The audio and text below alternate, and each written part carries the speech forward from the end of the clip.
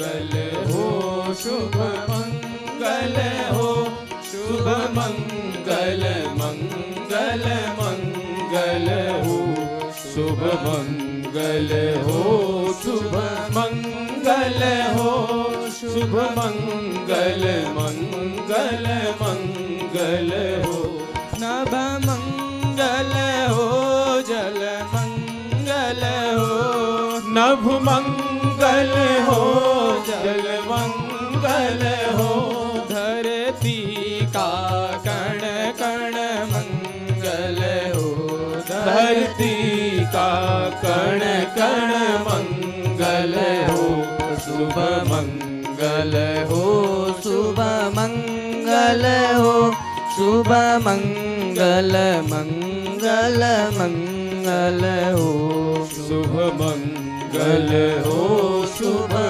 मंगल हो, शुभ मंगल मंगल मंगल हो, दिन मंगल हो, निशि मंगल हो, दिन मंगल हो, निशि मंगल हो, जीवन का हर क्षण मंगल हो, जीवन का हर क्षण मंगल हो, शुभ मंगल हो, शुभ मंगल हो, शुभ मंगल मंगल मंगल हो, शुभ मंगल हो, शुभ मंगल हो, शुभ मंगल मंगल मंगल हो, तन मंगल हो, मन मंगल हो, तन मंगल हो, मन मंगल हो, श्रम से अर्जित धन मंगल हो, श्रम से अर्जित धन मंगल हो, शुभ मंगल हो, शुभ मंगल हो, शुभ मंगल मंगल मंगल हो, शुभ मंगल हो, शुभ मंगल हो, शुभ मंगल मंगल मंगल हो, मति मंगल हो, गति मंगल हो, मति मंगल हो, गति मंगल हो, मानव की हर कृति मंगल हो, मानव की हर कृति मंगल हो, शुभ मंगल हो, शुभ मंगल हो, शुभ मंगल मंगल मंगल हो, शुभ मंगल हो, शुभ मंगल हो, शुभ मंगल मंगल मंगल हो, शुभ मंगल मंगल मंगल हो, शुभ मंगल मंगल मंगल हो।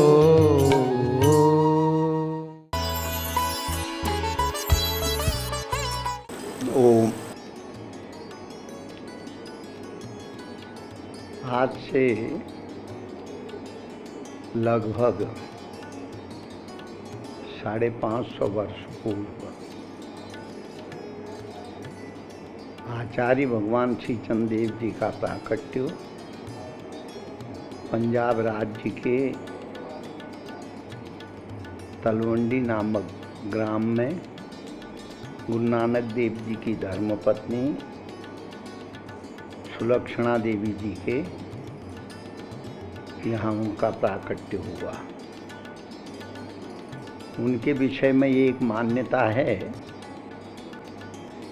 जिस समय आचार्य का जन्म हुआ, प्राकट्य हुआ, उस समय उनके शरीर में भस्म लगी हुई थी।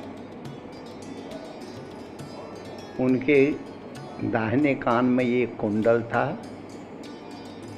गले में शैली के चिन्ह थे।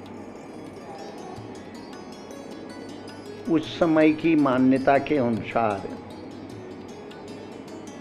गुरु नानक देव जी की धर्मपत्नी माता सुलक्षणा भगवान शिव की परम आराधिका थी। वह शिव की पूजन करती थी और शिव को ही वह पुत्र के रूप में प्राप्त करने की इच्छा से उनका व्रत भी करती थी, अनुष्ठान भी। उनके इस संकल्प की पूर्ति के लिए आचार्य भगवान शिव ही श्री चंद्राचार्य के रूप में प्रकट हुए। ऐसी अपने उदासीन संप्रदाय और जो है धार्मिक जगत की जनमान धारणा है। आचार्य जी का जीवन बड़ा विलक्षण जीवन था। वो 150 वर्ष तक इस भारत भूमि में रहे। उस समय पंजाब, सिंध, बलूचिस्तान और वह अफगानिस्तान का जितना भी क्षेत्र था उसको उन्होंने जीवन के आरंभ काल में अपने कार्य क्षेत्र के रूप में चुना। उस जगह उस क्षेत्र में मुगलों का बड़ा अत्याचार हो रहा था, हिंदुओं को वह सता रहे थे।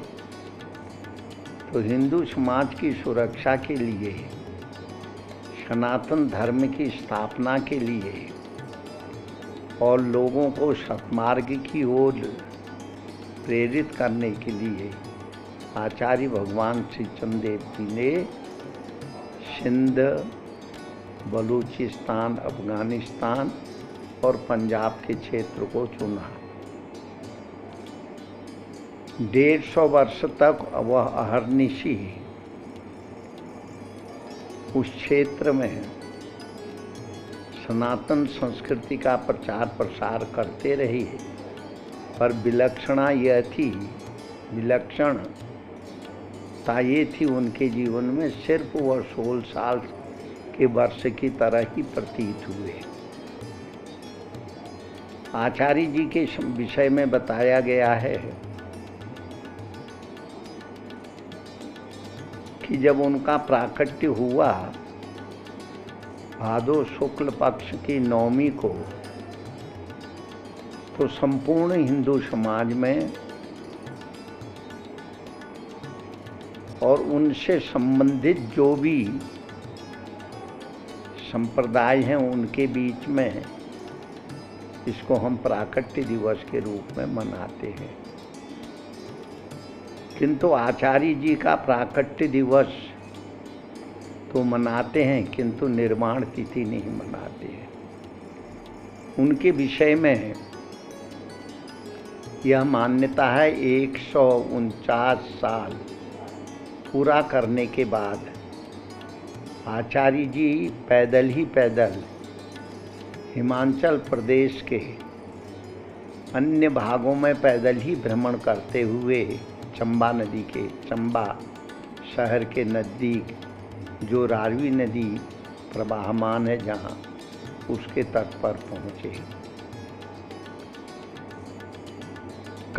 कतिपय कारणों के कारण वहाँ पे किसी भी संत को चंबा राज्य में प्रवेश की अनुमति नहीं थी। उसके विषय में अनेक कहानियाँ प्रचलित हैं। नाथ संप्रदाय के एक बहुत अच्छे संत सरपटनाथ जी चंबा के राजा के प्रभाव उनके दरबार में ही रहते थे। चंबा के राजा उनके प्रभाव के नीचे थे। तो उन्होंने यह निर्देश दिया था कोई भी साधु चंबा में प्रवेश नहीं कर सकता है। जब आचार्य भगवान श्री चंद्रदेव जी चंबा के उस पावन तट पर पहुँचे, नहीं वो रावी नदी के पावन तट पर पहुँचे, चंबा के उस पार नाविकों से नाव मांगी कि उस पार जाने के लिए उन्होंने कहा कोई भी साधु को चंबा में प्रवेश की अनुमति नहीं है। तो आचार्य एक शिला के ऊपर खड़े थे तो उन्होंने उसी शिला को वहाँ से तैरा करके रावी नदी में वो चंबा के अंदर प्रवेश कर गए। अभी भी वहाँ पे है, जिस समय से आचार्य भगवान श्री चंद्रदेव जी ने जिस शिला को तैरा के रावी नदी में को पार किया था, चंबा में अभी भी वो शिला सुरक्षित है। वहाँ पे आचार्य जी की स्मृति में उनका मंदिर बना हुआ है। और उसके पश्चात जो कहानी के अनुसार चरपटनाथ जी थे, जब उनको यह समाचार मिला, आचार्य श्री चंद्रदेव जी शिला तैरा करके चंबा में प्रवेश कर गए। वो वहाँ से चले गए। चंबा से लगभग 16 के 18 किलोमीटर के अंदर में 84 धुनी भमौर गांव का नाम है। वहाँ पर 84 सिद्धों की 84 धुनी के नाम से वो विख्यात है। तो आचार्य श्री चंद्रदेव जी वहाँ कुछ दिन निवास करने के पश्चात वहाँ के राजा को सतुपदेश देते हुए वो जब भमौर गांव में पहुँचे, जहाँ पर सिद्धों की मंडली बैठी थी, वहाँ पर उनकी चर्चा, उनका मिलन नौनाथ 84 सिद्धों से हुआ। वहाँ पर उन्होंने सिद्धों ने उनसे प्रश्न किया। प्राचीन समय मध्यकालीन संत परंपरा में लोक भाषा में, लोगों की बातचीत करने वाली भाषा में ही संत संभाषण करते थे। तो उन्होंने भी उनसे जो पूछा तो वो मात्रा शास्त्र के रूप में अभी भी संतों के बीच में बड़े श्रद्धा भाव से उसका पाठ किया जाता है।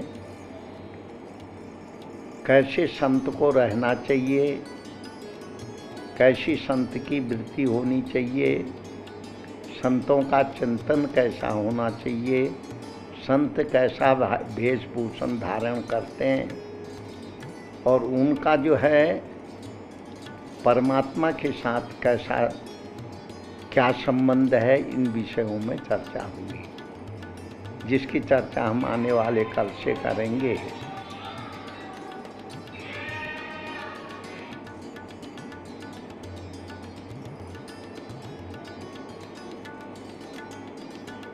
तो आचार्य भगवान श्री चंद्रदेव से सिद्धों ने जो प्रश्न किए थे उन्होंने उसका उत्तर दिया और वह वार्ता बड़ी लंबी चली। तो कल हम उसकी चर्चा सवेरे के सत्र में करेंगे। हम नगर को सत्मार्ग का उपदेश दें। जो संसार की भवाटिका में भटकने वाले जीव हैं, प्रारब्ध के पराधीन हुए ये जीव जितने भी हैं, इनको चिताओ। ये संसार के इस दुखालय में अनेक जन्मों के संसार के संस्कारों के माध्यम से शुभ और अशुभ कर्मों के भोक्ता बन कर के कभी अनुकूल परिस्थिति आने पर हंसते हैं, कभी प्रतिकूल परिस्थिति आने पर रोते हैं। इनको चिताओ, इनको जगाओ। तुम्हारा यह रूप नहीं है, तुम यह नहीं हो, तुम परमेश्वर की संतान हो। परमेश्वर ने तुमको इस संसार में भेजा है स्वस्वरूप के ज्ञान की प्राप्ति के लिए। जब तुम ये वातावरण तैयार कर लोगे, जब कोई साधु किसी बस्ती में जाकर के, किसी जगह में जाकर के इस वातावरण को सृजन कर देता है, लोगों में सत्य की ओर लोगों को प्रेरित करके सच्चे मार्ग में लगाने लगता है, तो समाज के अंदर आई हुई संपूर्ण कुरीतियाँ समाप्त हो जाती हैं। जितना भी संघर्ष है वह समाप्त हो जाता है। और बंधत्व भाव का उदय होता है, जिसको हमारे वेदों ने भी सहना भवतु सहनो भुनक्तु सह वीर्यं करवावहे की बात के रूप में कहा है। हम साथ साथ आगे बढ़ें, साथ साथ हम अच्छे विचारों को अपने जीवन में उतारें। हम साथ साथ ही संसार के सुख और दुखों के भोक्ता भी बने। सहना भवतु सहनो भुनक्तु सह वीर्यं करवावहे। हम परस्पर मिल के चलें। तो आचार्य जी कहते हैं यहाँ पे, चेतहु नगरी, लोगों के अंदर में उस भाव को हमें जगाना है। लोगों के अंदर की जो सोई हुई चेतना है, उसको हम जगाने के लिए नगर में आए हैं। मनुष्य जीवन दुर्लभ है, दुर्लभो मानुषो देहे देहिनां क्षण भंगुरा की युक्ति के अनुसार मनुष्य जीवन दुर्लभ तो है, किंतु क्षण भंगुर भी है। कब जाने कैसी परिस्थितियां जीवन में आ जाएं, व्यक्ति को अपने रास्ते से डिगा दे, अशांति के माहौल में वह प्रवेश कर जाए, इसका कुछ कहा नहीं जाता है। हमारे भारतीय मनीषियों ने अनादिकाल से जीवन को सत्मार्ग में चलाने की चर्चा की है। सत्कर्म करके और भगवत प्राप्ति का मार्ग संसार को दिखाया है। नर्मदा नदी तपंग्रेवा तटंकुर्यात मरणं जाह्नवी तटे, तपस्या नर्मदा जी के किनारे। नर्मदा नदी संयम की नदी है, तप की नदी है। भगवान शिव की पुत्री होने के कारण साक्षात इनको शिव स्वरूपा माना गया है। भारत के सभी संप्रदाय के संत, सभी मान्यताओं को मानने वाले संत नर्मदा जी के तट पर आकर के साधन करते हैं और शांति की प्राप्ति करते हैं। इसीलिए तपंग्रेवा तटंकुर्याद मरणं जाह्नवी तटे की युक्ति जो हमारे महापुरुषों ने बताई है, नर्मदा जी के तट पर हम तपस्या करें। तपस्या शब्द का अर्थ है संयम करें, इंद्रियों का संयम करें, मन का संयम करें। जीवन को किस तरीके से हम बोझिल बनाए बिना और भगवान की आराधना करते हुए सुंदर जीवन जिए, ऐसा वातावरण नर्मदा जी के तट पर महापुरुष लोग अनादिकाल से ऐसा जीवन जीते आए हैं। विंध्य और सतपुड़ा के इस पर्वत के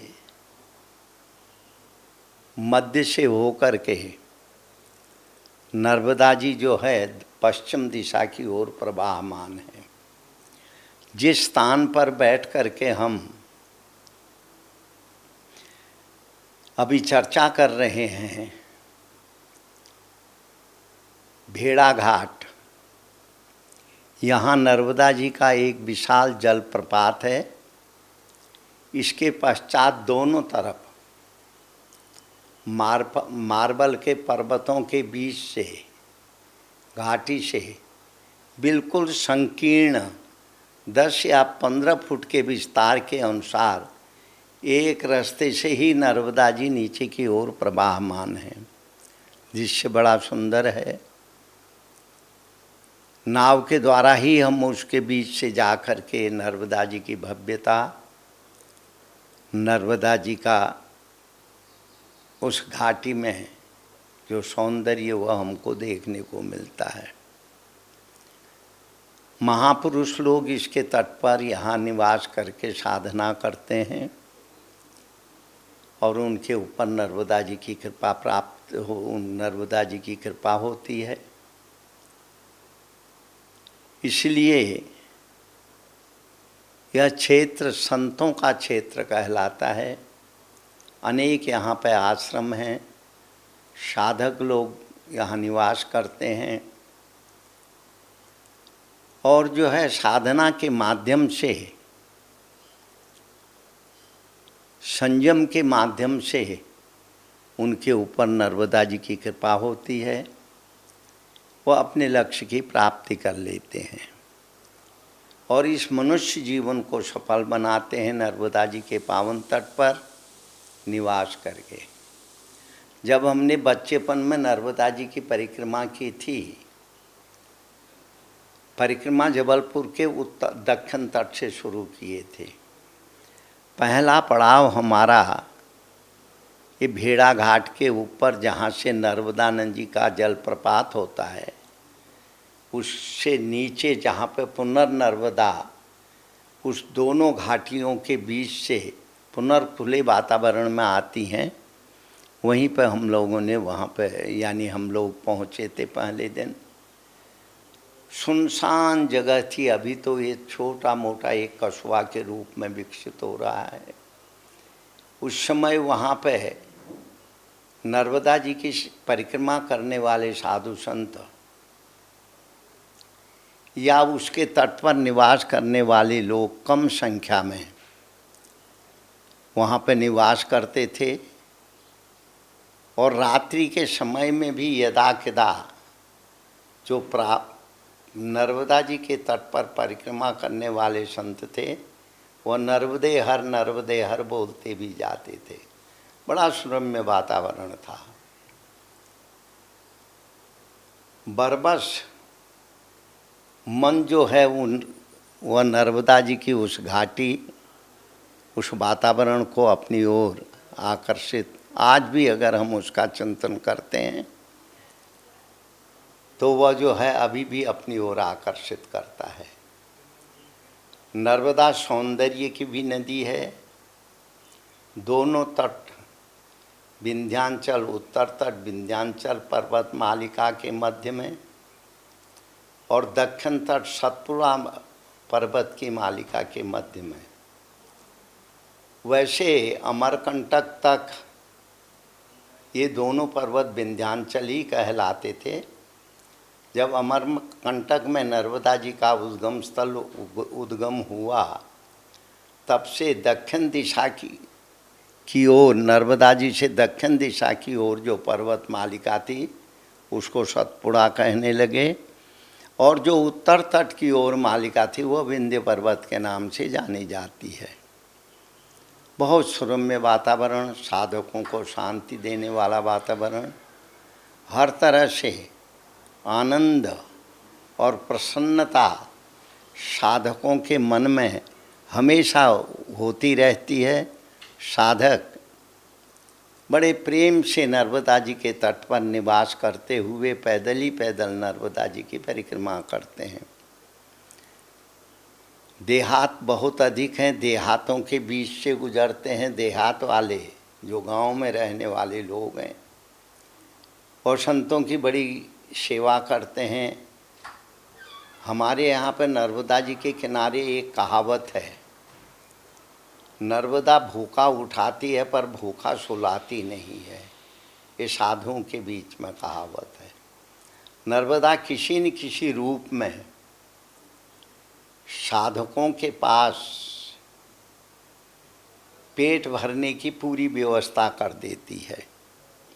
जब हम लोग भेड़ा घाट से नीचे की ओर गए थे, जब हमने परिक्रमा शुरू की थी, तो ये हमको पहले ही बताया गया था नर्मदा भूखा किसी को सोने नहीं देती है।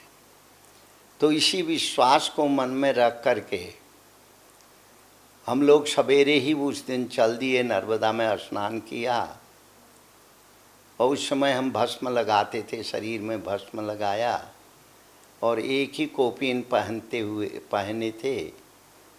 उसी वातावरण में हम लोग नर्मदा जी के किनारे चलने लगे। विश्वास यह था कि नर्मदा जो है भूखा उठाती जरूर है पर भूखा सुलाती नहीं है।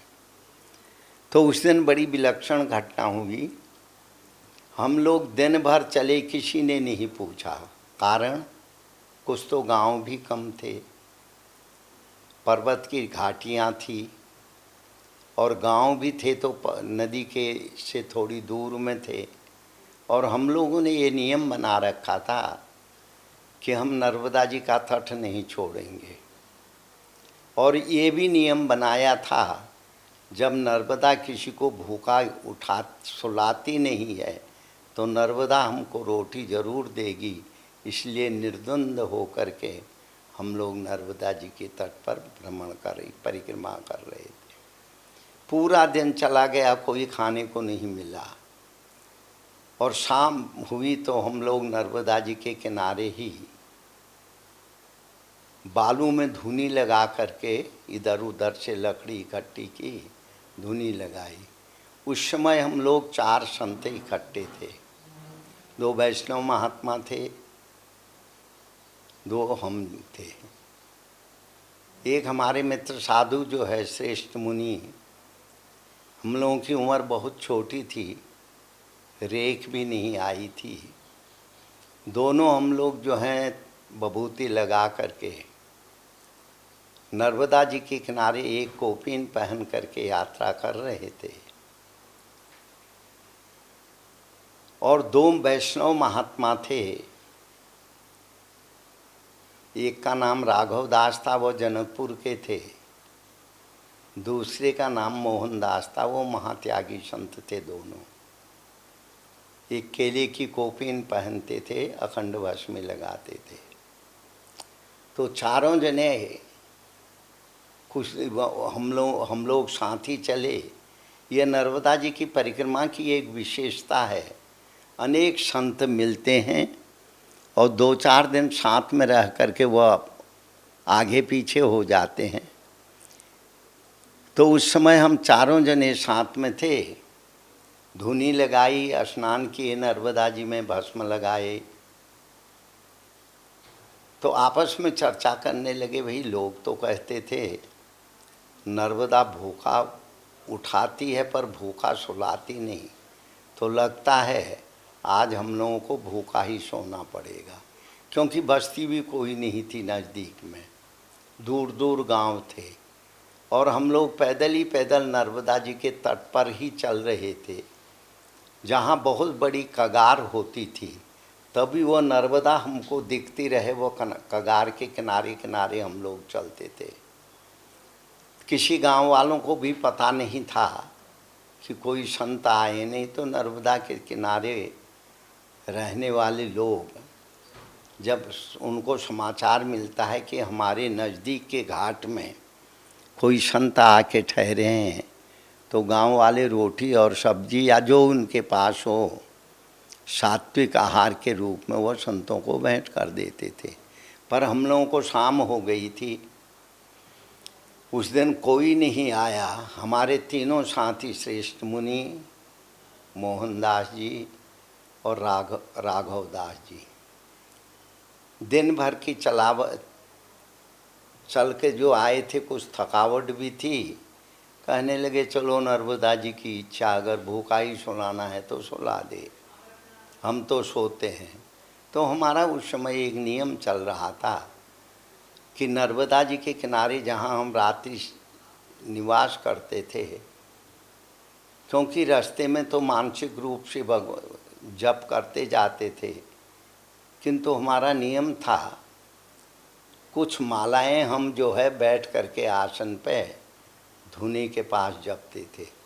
तो मैंने स्नान किया। वो महात्मा हमारे मित्र संत तीनों सो गए थे। उन्हें नींद आई थी कि नहीं आई थी मैं नहीं कह सकता। हम बैठे हुए थे लगभग, उस समय हम लोगों के पास कोई घड़ी भी नहीं थी, टाइम का भी पता नहीं था, अंधेरी रात्रि थी। कहीं बिजली भी नहीं थी। धुने में जो अग्नि जल रही थी उसी का प्रकाश जितनी दूर तक हो रहा था वही प्रकाश था। अचानक हमको एक आदमी आता हुआ दिखाई दिया। उस समय इतने वाहन भी नहीं थे और नर्मदा जी के किनारे कोई ऐसी सड़क भी नहीं थे वाहन वाला आ सके। कुछ दूर तो वह आदमी शायद साइकिल में आया था, फिर साइकिल चलने का भी रास्ता नहीं था, वहाँ से पैदल पैदल आया। उसकी बड़ा तंदुरुस्त आदमी था, लंबा चौड़ा, और मूछें उसने बड़ी रखी थी। तो मैं वहाँ पे धुने में बैठे जप कर रहा था, इतने में वो दूर से बोला नर्मदे हर। जरा उसकी आवाज़ भी मोटी थी। तो अचानक हमने मुँह आँख खोली तो वो विचित्र आदमी हमको दिखाई दिया। उसकी शरीर तो लंबा चौड़ा था, कुछ तगड़ा भी था, मूछें भी बड़ी थी और उसकी आवाज़ भी बड़ी विलक्षण थी। एकदम तो मैं घबराया, फिर भी अब घबरा के करना क्या था। मैंने भी नर्मदे हर बोल दिया जब हमारा थोड़ा खंडित हो गया था, क्योंकि उसकी आवाज़ सुन करके वो आया। तो हमारे जहाँ पे धूना लगा था दूर आकर के बैठ गया। कहता आपने कुछ खाया कि नहीं? मैंने कहा भाई आज तो कुछ नहीं मिला। तो कहने लगा हम आपके लिए भोजन लेके आए हैं। तो भोजन लेके आए हैं वो जब से बोला हमारे तीनों साथी उठ गए और उठ करके वो लोग हाथ धोए। हम तो बैठे ही हुए थे। बढ़िया कलाकंद लाया, कुछ परोठे भी लाया था, क्या क्या लाया था अब मैं भूल भी गया हूँ। कहता है खा लो। तो भूख के मारे हम लोग खाने लगे, इधर उधर देखा नहीं। जब खा करके बैठे कुल्ला किए तब उस आदमी की याद आई। तो वह आदमी हम लोगों को दिखाई नहीं दिया। तो कहने लगे अरे उसका पता तो पूछ लेना था। पर उस दिन हमने महसूस किया अगर भूख लग जाए तो आदमी सारा शिष्टाचार भूल जाता है। हमने जैसे उसने दिया झटपट किसी ने तो हाथ धोया। हमारे एक मोहनदास साधु थे, वैष्णव महात्मा, वो जड़े बड़े बाचाल थे। वो कहने लगे नर्मदा जी के किनारे तो हाथ धो या न धो दोनों बराबर होते हैं। तो वो भी पा लिए। जब पाने के बाद नर्मदा जी के बिल्कुल हम लोग सोते थे, नर्मदा जी से कुछ कदम चलें तो नर्मदा जी का जल चाहिए हमें। तो हम लोग वहाँ बालू में ही सोए हुए थे। जब भोजन पा लिए और खूब अच्छी तरह परोठे भी खाए, कलाकंद भी खाया और कुछ बच गया था कलाकंद वो रख भी लिया। तो इसके बाद कहते हैं अरे भाई ये कौन लाया कौन लाया। जब उसको देखने लगे कोई पता ही नहीं लगा। तो एक महात्मा कहने लगा कोई सिद्ध होगा, कोई कुछ कहने लगा। हमने उनसे कहा चाहे सिद्ध हो चाहे कोई हो, तुम्हारा पेट भर गया है हम सब लोगों का, अब चुपचाप सो जाओ, सवेरे फिर यात्रा करेंगे नर्मदा जी के तट पे। तो हमें महापुरुषों की वो बात याद आई कि नर्मदा भूखा उठाती जरूर है, भूखा सुलाती नहीं है। नर्मदा जी की परिक्रमा अनेक बार हम लोगों ने ऐसा अनुभव किया। कभी कभी तो ऐसा होता था कुछ खाने की इच्छा होती थी तो सवेरे कहते थे भाई आज क्या शाम को मिलना चाहिए जिससे आनंद मिले भोजन में। तो एक हमारे वो वैष्णव संत मोहनदास थे, कहते हैं अगर आप तस्मई मिल गई तो समझो नर्मदे हर। तस्मई कहते हैं खीर को। तो जब हम गांव के नज़दीक से पार कर रहे थे, एक गांव वाला नर्मदा जी के नदी के किनारे हाथ पैर धो रहा था। तो हम लोगों को देख के कहता है नर्मदे हर। तो हम लोग भी जोर से बोले नर्मदे हर। वो कहता है रुको महाराज। तो हम लोग रुक गए, वहाँ पे बालू में ही बैठ गए। वो आया, कहता है आज हमने घर में तस्मई बनाई है, यानी खीर बनाई है और मालपुए भी बनाए हैं। वो आप लोगों के लिए मैं ला रहा हूँ, आप यहीं पे बैठो, मैं आ रहा हूँ। हमने कहा देखो बड़ी नर्मदा जी की कृपा है। वो सचमुच गया, एक बाल्टी आधी बाल्टी तो खीर लाया, एक बर्तन में मालपुए ले आया, और कुछ उसने सब्जी बनाई थी, किस चीज़ की थी ये हमें मालूम नहीं, भूल गए हैं। बड़े प्रेम से उसने भोजन करवाया और वो चला गया। फिर हम लोग थोड़ी देर विश्राम करके वहाँ से आगे की ओर चले। तो इस तरीके से अनेक तरह की अनुभूति होते होते हम नर्मदा जी के तट पर बड़े आनंद पूर्वक नर्मदा जी की परिक्रमा कर रहे थे। तो कभी हम लोग अकेले हो जाते थे और कभी कोई न कोई अच्छा संत हम लोगों को मिल जाता था, साथ ही चलते थे।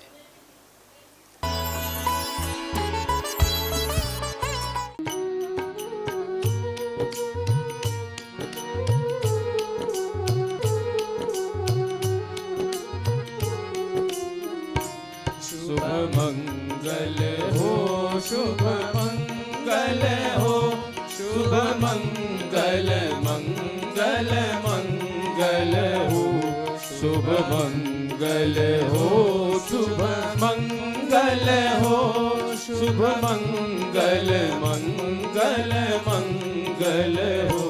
नभ मंगल हो, जल मंगल हो, नभ मंगल हो, जल मंगल हो, धरती का कण कण मंगल हो, धरती का कण कण मंगल हो।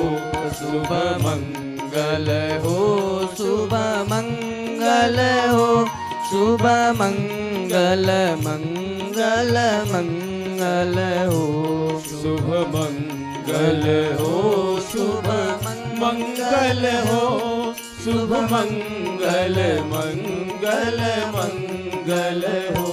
दिन मंगल हो, निशि मंगल हो, दिन मंगल हो, निशि मंगल हो, जीवन का हर क्षण मंगल हो, जीवन का हर क्षण मंगल हो। शुभ मंगल हो, शुभ मंगल हो, शुभ मंगल मंगल मंगल हो, शुभ मंगल हो, शुभ मंगल हो, शुभ मंगल मंगल मंगल हो। तन मंगल हो, मन मंगल हो, तन मंगल हो, मन मंगल हो, श्रम से अर्जित धन मंगल हो, श्रम से अर्जित धन मंगल हो। शुभ मंगल हो, शुभ मंगल हो, शुभ मंगल मंगल मंगल हो, शुभ मंगल हो, शुभ मंगल हो, शुभ मंगल मंगल मंगल हो। मति मंगल हो, गति मंगल हो, मति मंगल हो, गति मंगल हो, मानव की हर कृति मंगल हो, मानव की हर कृति मंगल हो। शुभ मंगल हो, शुभ मंगल हो, शुभ मंगल मंगल मंगल हो, शुभ मंगल हो, शुभ मंगल हो, शुभ मंगल मंगल मंगल हो, शुभ मंगल मंगल मंगल हो, शुभ मंगल मंगल मंगल हो।